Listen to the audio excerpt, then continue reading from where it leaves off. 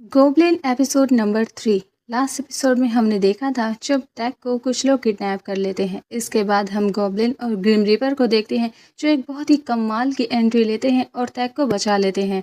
यहाँ पर तो गोब्लिन उस कार के ही 2 हिस्से कर देता है, वो भी अपनी तलवार से, जिस वजह से तो टैक बहुत ही ज़्यादा बुरी तरह से डर जाती है और किडनैपर्स का तो बहुत ही ज़्यादा बुरा हाल हो जाता है। इसके बाद गोब्लिन टैक के पास जाता है और उसे एक टूटी हुई कार से बाहर निकालता है और उसे पूछता है तुम ठीक तो हो ना। इस पर टैक उस पर चिल्लाती है कि अगर मुझे भी कुछ हो जाता तो क्या होता, तुम्हें ऐसे कार के 2 हिस्से करने की क्या जरूरत थी, तुम्हें पता है मैं कितनी ज़्यादा डर गई थी। इसके बाद गोब्लिन टैक को संभालता है और उसे चुप करवाता है। इसके बाद वो टैक का स्कार्फ भी उसे पहनाता है और फिर वो उन दोनों के पास जाने लगता है। टैक उसे कहती है क्या तुम उन दोनों को मार डालोगे, लेकिन गोब्लिन कहता है कि मैं ऐसा नहीं करूँगा, मैं सिर्फ उन्हें डराने जा रहा हूँ। इसके बाद गोब्लिन उन दोनों से कहता है कि 2 दिन तक तुम किसी को भी यहाँ नहीं मिलोगे और 2 दिन के बाद पुलिस तुम्हें ढूंढती हुई यहाँ पहुँच जाएगी। अब गोब्लिन ने तो कहा है इसीलिए ऐसा ही होगा।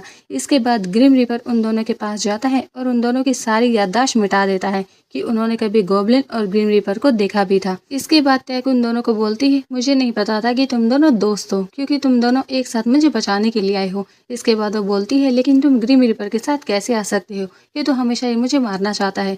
दूसरी तरफ यहाँ ग्रिम रीपर गोब्लिन से पूछता है कि ये हमें बचाने के लिए थैंक यू कब बोलने वाली है, क्योंकि ग्रिम रीपर होते हुए मैंने पहली बार किसी की जान बचाई है। लेकिन इस पर गोब्लिन कहता है कि वो अभी बहुत ज़्यादा डरी हुई है, इसलिए चुप रहो और तुम्हें थैंक यू सुनना है। सच में बहुत ही फनी सीन होता है। इसके बाद ये दोनों यहाँ से चले जाते हैं। इसके बाद हम गोब्लिन और टैक को देखते हैं जो कि डिनर करने के लिए बाहर जाते हैं। यहाँ पर टैक उसे मदद करने के लिए थैंक यू बोलती है और उसे पूछती है कि मैंने तो तुम्हें नहीं बुलाया था, फिर तुम्हें कैसे पता चला। इसके बाद गोब्लिन बताता है कि जब भी तुम मुसीबत में होती हो मुझे पता चल जाता है। इसके बाद वो उसे बताती है कि मुझे पता चल गया है कि 19 साल पहले तुमने मेरी और मेरी मॉम की जान बचाई थी, इसके लिए थैंक यू, और जो पहले मैंने तुम्हें भला बुरा कहा उसके लिए मुझे माफ़ कर देना। इस पर गोब्लिन भी उसे माफ़ कर देता है और टैक यहाँ से चली जाती है।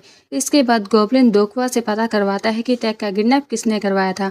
दोकवा से बताता है कि उसका किडनैप उसी की आंटी और उसके 2 सौतेले भाई बहन हैं, उन्होंने ही करवाया था। उसकी आंटी उसके साथ बहुत ही बुरा सुलूक करती है। अब ये सुनकर गोब्लिन को बहुत ही ज़्यादा गुस्सा आता है और वो उन सबको सबक सिखाने का डिसाइड करता है।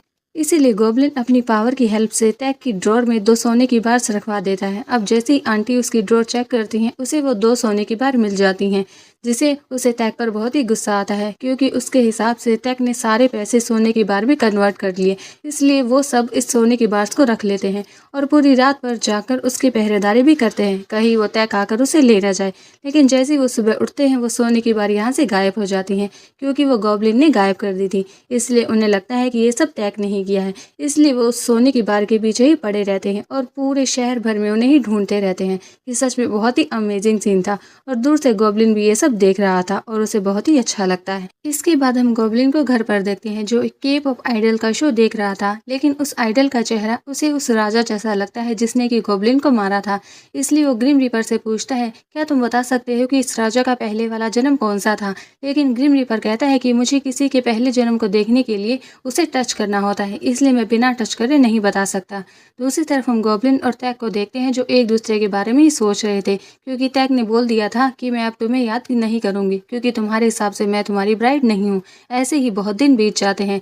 इसके बाद हम देखते हैं कि दोकवा के ग्रैंडफादर फिर से वापस आ जाते हैं और वो ग्रिम रीपर को यहाँ पर देखकर हैरान हो जाते हैं और दोकवा से पूछते हैं कि ये कौन है। लेकिन दोकवा यहाँ पर झूठ बोल देता है कि ये अंकल के दोस्त हैं और ग्रिम रीपर भी इस झूठ में उसका साथ देता है।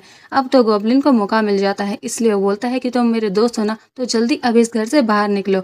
और ग्रिम रीपर को ना चाहते हुए भी यहाँ से जाना पड़ता है। और तो और यहाँ पर गोब्लिन दोकवा को भी बाहर निकाल देता है, क्योंकि उसने अपने दादाजी से झूठ बोला था और ग्रिम रीपर को घर रेंट पर दे दिया था। इसके बाद हम ग्रिम रीपर और दोकवा दोनों को देखते हैं जो घर के बाहर बैठे हुए थे। यहाँ पर ग्रिम रीपर बहुत गुस्से में था और दोकवा से कहता है कि जल्दी से अपने ग्रैंडफादर को यहाँ से भेजो, क्योंकि मुझे घर के अंदर जाना है। अगर तुमने ऐसा नहीं किया तो तुम्हारे लिए अच्छा नहीं होगा। क्योंकि अब दोकवा को भी पता चल गया था कि वो ग्रिम रीपर है, इसलिए वो उसकी बातों से बहुत ज़्यादा डर जाता है। लेकिन तभी पीछे गोब्लिन आता है और उन दोनों को ही घर के अंदर बुला लेता है। इसके बाद टैक अपने जैसे ही काम पर जाती है, वहाँ पर सनी उसे पकड़ लेती है कि वो आजकल इसी रेस्टोरेंट में सो रही है, मतलब यहीं पर रहती है। इसलिए वो उसे कन्फ्रंट करती है, जहाँ पर टैक उसे बोलती है कि मेरी आंटी के घर में कुछ प्रॉब्लम हो रही है, इसलिए मुझे यहाँ पर रहना पड़ रहा है। लेकिन इस पर सनी उसे कुछ नहीं कहती और मान जाती है, क्योंकि वो जानती थी कि टैक की फैमिली प्रॉब्लम्स है। और तो और वो उसे 1 महीने की सैलरी भी एडवांस में दे देती है। इसके बाद हम टैग को देखते हैं जो कि फिश को ग्रिल कर रही थी। दूसरी तरफ हम गॉब्लिन को देखते हैं जो किताबें पढ़ रहा था, लेकिन टैग की फिश में आग लग जाती है जिसे वो फूंक मारकर बुझा देती है। अब उसके ऐसा करते ही गॉब्लिन को पता चल जाता है कि टैग फिर से मुझे बुला रही है, लेकिन टैग यहाँ पर कह रही थी कि मैंने तुम्हें इस बार गलती से बुलाया है, इसलिए तुम यहाँ से जा सकते हो, क्योंकि वैसे भी मैं तो तुम्हारी ब्राइड हूँ ही नहीं। इस पर गॉब्लिन कहता है कि तुमने सही कहा, क्योंकि तुम में मुझ में कोई भी खास चीज़ नहीं दिखाई देती। लेकिन इस पर टैग बोलती है कि किसने कहा मैं नहीं देख सकती, मैं उसे देख सकती हूँ। इस पर तो गॉब्लिन भी हैरान हो जाता है और उससे पूछता है कि जल्दी बताओ तुम्हें क्या दिखाई दे रहा है। लेकिन इस पर टैग बोलती है अगर पहले तुम मुझे लंच करवाओगे उसके बाद ही मैं तुम्हें बताऊंगी। इसके बाद हम गॉब्लिन को देखते हैं जो कि टैग को एक अच्छे से रेस्टोरेंट में लंच करवाने के लिए लाया था और उससे पूछता है कि जल्दी से बताओ तुम्हें मुझ में क्या दिखाई दे रहा है। लेकिन टैग बोलती है कि अभी नहीं, मैं तुम्हें कभी बाद में बताऊंगी। और हम देखते हैं कि गॉब्लिन को उसके पीछे पीछे ही घूमना पड़ता है ताकि वो उसे बता सके। लेकिन तभी यहाँ पर ग्रीन रीपर भी आ जाता है जो टैग को ही लेने आया था, लेकिन गॉब्लिन को देखकर उसे यहाँ से जाना पड़ता है क्योंकि वो गॉब्लिन के होते हुए टैग को नहीं लेकर जा सकता। लेकिन जैसे ही वो यहाँ से जाता है टैग गॉब्लिन से कहती है कि ये ग्रीन रीपर कितना हैंडसम है, इसे भगवान ने ग्रीन रीपर क्यों बनाया है। इस बात सुनकर तो गॉब्लिन को बहुत ही ज़्यादा जेलेसी फील होती है और वह कहता है कि वो तुम्हें हैंडसम लगता है तो मैं कैसे लगता हूँ। वो कहती है तुम तो मुझे ठीक ठाक ही लगते हो। अब ये सुनकर तो और भी ज़्यादा जेलस हो जाता है। इसके बाद हम इन दोनों को गार्डन में देखते हैं जहाँ पर वो कहती है कि मैं अपनी लाइफ से बहुत खुश हूँ, भले ही मैं गरीब हूँ लेकिन मैं इस बात से बहुत खुश हूँ कि बचपन में मुझे मेरी मॉम का प्यार मिला और तो और मुझे तुम भी मिल गए और मैं गॉब्लिन्स ब्राइड भी बन गई। अब ये सुनकर गॉब्लिन कहता है कि तुम मेरी ब्राइड नहीं हो, मुझे तुम्हें कितनी बार बताना पड़ेगा। अब इस पर टैग कुछ नहीं कहती और यहाँ से चली जाती है। लेकिन दूसरी तरफ गॉब्लिन टैग के बारे में ही सोचकर खुश हो रहा था। दूसरी तरफ हम ग्रिम रीपर को देखते हैं जो कि कहीं जा रहा था। गॉब्लिन उससे पूछता है कि तुम कहाँ जा रहे हो। वो बोलता है कि मैं सुपरमार्केट में जा रहा हूँ, लेकिन गॉब्लिन को उस पर यकीन नहीं था क्योंकि एक बार पहले भी झूठ बोलकर वो टैग के घर गया था, इसलिए इस बार गॉब्लिन भी उसके साथ जाता है। इसीलिए बेचारे ग्रिम रीपर को सुपरमार्केट ही जाना पड़ता है। इसके बाद गॉब्लिन उससे कहता है कि मैं कल यहाँ से जा रहा हूँ, लेकिन तुम मुझसे वादा करो कि मेरे जाने के बाद भी तुम उस लड़की को कुछ नहीं कहोगे, उसे अपने साथ नहीं लेकर जाओगे। इस पर ग्रिम रीपर कहता है क्या तुम सच में जा रहे हो। इस पर गॉब्लिन हाँ बोलकर यहाँ से चला जाता है।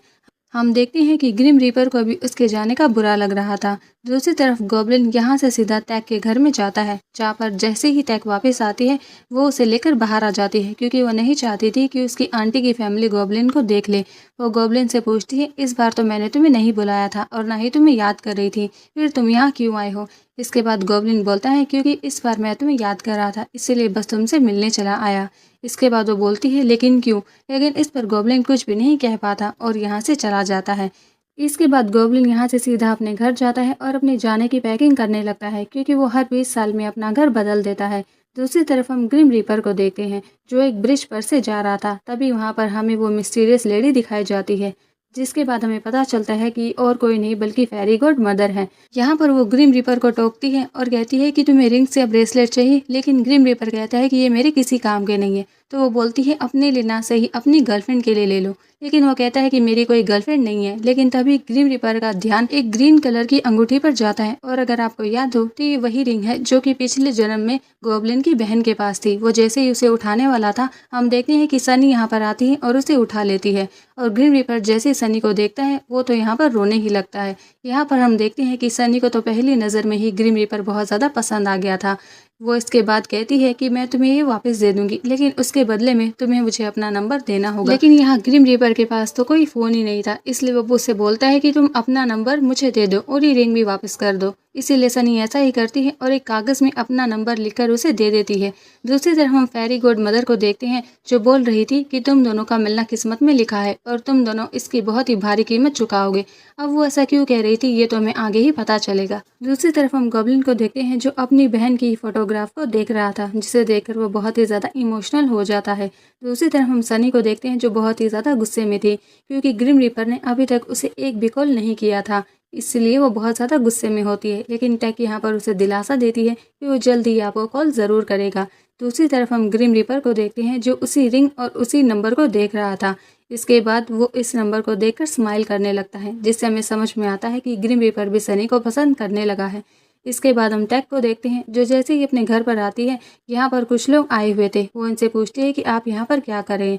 इसके बाद वो बताती है कि तुम्हारी आंटी ने इस घर को बेच दिया है। ये सुनकर तो टैग बहुत परेशान हो जाती है और सोचती है कि अब मैं कहाँ पर जाऊँगी। दूसरी तरफ हम गॉब्लिन को देखते हैं जिसे टैग की बहुत ही ज़्यादा याद आ रही थी, इसलिए वो उससे मिलने के लिए निकल जाता है। दूसरी तरफ हम टैक को देखते हैं जो कि समुद्र के किनारे बैठी हुई थी और अपनी माँ को बहुत ज़्यादा याद करती है और उसे बताती है कि अब तो मेरे पास रहने के लिए घर भी नहीं है, अब मुझे समझ नहीं आ रहा कि मैं कहाँ जाऊँ। और ये कहकर वो रोने लगती है। लेकिन तभी पीछे से एंट्री होती है हमारी गोब्लिन की, जो फेमस एम्ब्रेला स्टाइल में उसके पास आता है। वो उससे पूछती है कि तुम यहाँ पर क्या कर रहे हो। इसके बाद वो बोलता है कि तुम रो क्यों रही हो। लेकिन यहाँ पर तैक उसे कुछ भी नहीं बताती। वो उससे पूछती है कि इतनी तेज़ बारिश क्यों हो रही है। इसके बाद गोब्लिन बोलता है क्योंकि मैं बहुत ज़्यादा सैड हूँ। जब भी मैं सैड होता हूँ तब बहुत तेज़ बारिश होती है। अब ये सुनकर तो तैक हैरान हो जाती है और कहती है कि मतलब अगली बार अगर बारिश हुई तो मैं समझ जाऊँगी कि तुम सैड हो, इसलिए तुम सैड मत होना। इसके बाद वो पूछती है कि तुम यहाँ पर क्यों आए हो। इसके बाद वो बताता है मैं आखिरी बार तुमसे मिलना चाहता था क्योंकि मैं कोरिया छोड़कर हमेशा हमेशा के लिए जा रहा हूँ। अब ये सुनकर तैक बहुत ही ज़्यादा सैड हो जाती है। इसके बाद हम गॉब्लिन के घर का सीन देखते हैं जहाँ पर वो सैड था क्योंकि वो यहाँ से जाने वाला था। लेकिन तभी उनके घर की डोरबेल बजती है और हम देखते हैं कि यहाँ पर तैक आई हुई है। लेकिन गॉब्लिन से मिलने नहीं जाता, ग्रिम रीपर को उसके पास भेज देता है। तैक उससे बोलती है क्या ये गॉब्लिन का घर है, लेकिन ग्रिम रीपर बोलता है कि ये मेरा घर है और यहाँ से चले जाओ। जैसे ही तैक यहाँ से जाने वाली थी, गॉब्लिन उसके सामने आ जाता है और उसे पूछता है कि तुम्हें मेरे घर कैसे पता चला। इसके बाद वो बताती है कि मैंने भूतों से पूछा कि गॉब्लिन का घर कहाँ पे है। इसके बाद वो बोलता है कि तुम यहाँ पर क्या कर रही हो। तैक उसे बताती है तुमने मुझे कहा था कि मुझे तुम में एक खास चीज़ देखनी चाहिए, अगर मैं उस चीज़ को देख लूँ तो क्या तुम यहाँ से नहीं जाओगे। लेकिन इस पर वो बोलता है कि तुम्हें कुछ दिखाई नहीं देता तो पूछने का क्या मतलब है। इस पर वो बोलती है कि कौन कहता है कि मुझे नहीं दिखाई देता। इसके बाद गॉब्लिन उससे कहता है कि अगर तुम्हें दिखाई देता है तो साबित करके दिखाओ। तैक उससे कहती है उससे पहले तुम्हें मेरी 3 बातें माननी होगी। अगर मैं साबित कर दूं तो पहली बात क्या हम दोनों को शादी करनी पड़ेगी, और दूसरी बात तुम्हें मुझे $5000 देने होंगे, और दूसरी बात कि तुम कोरिया छोड़कर नहीं जाओगे, यहीं पर रहोगे। लेकिन इस पर अब भी गॉब्लिन को उस पर यकीन नहीं था और कहता है कि तुम्हें कुछ दिखाई नहीं दे रहा।